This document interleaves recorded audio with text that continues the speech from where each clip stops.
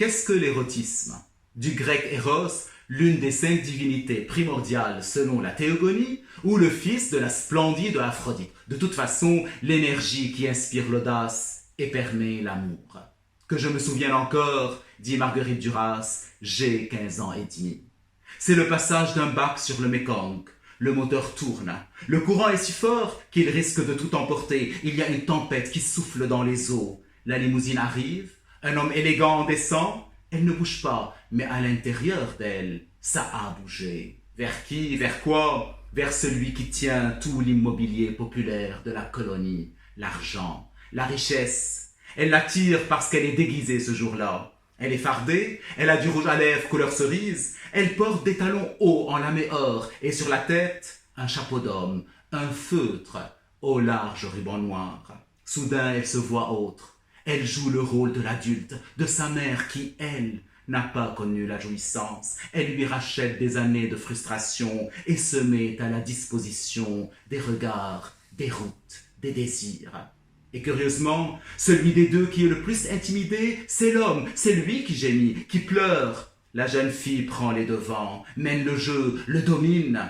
Il a la peau imberbe, sans virilité autre que celle du sexe. Elle a la main facile, elle caresse l'inconnue nouveauté. Les rôles se renversent, l'autorité raciale s'impose et attise le plaisir. Elle blanche, lui de cette minorité financière d'origine chinoise.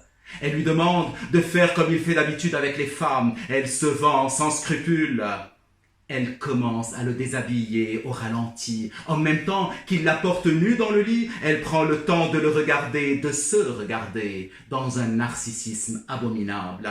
Chaque geste s'appesantit, tout devient élastique. La jouissance de l'après-midi doit durer. La chambre du soir se trouve dans l'ombre, dans la clandestinité. L'amant de Cholène discerne à peine les limites de son corps et il l'en aime davantage. Il ne sait même pas si elle l'aime. Il mange ses seins d'enfant, mais elle lui échappe. Elle est ailleurs, à travers les stores de la ville. Car la volupté monte au moment, dit Roland Barthes, de l'endroit le plus érotique, c'est-à-dire là où le vêtement bâille. Cependant, le désir s'essouffle dans le mystère des amants sans amour. La séparation arrive. Elle repart en France, elle est sur le paquebot et lui sur le quai, à l'écart, à l'arrière dans son automobile.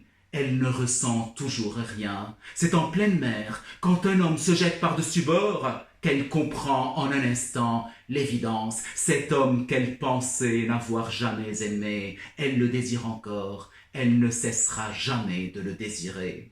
Comment supporter l'arrachement?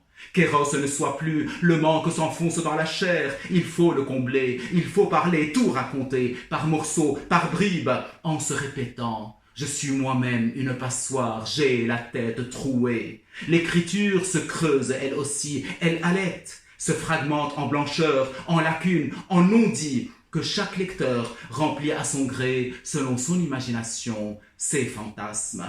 Qu'est-ce que l'érotisme, sinon cette page trouée, ce tonneau sans fond dans lequel se verse et se déverse à jamais le désir? On sait au moins que nos mains s'activent encore, que l'eau coule à flot, que le long fleuve n'a rien de tranquille. Heureusement, il a la couleur du matin, il s'excite, il respire l'amour, il respire la vie.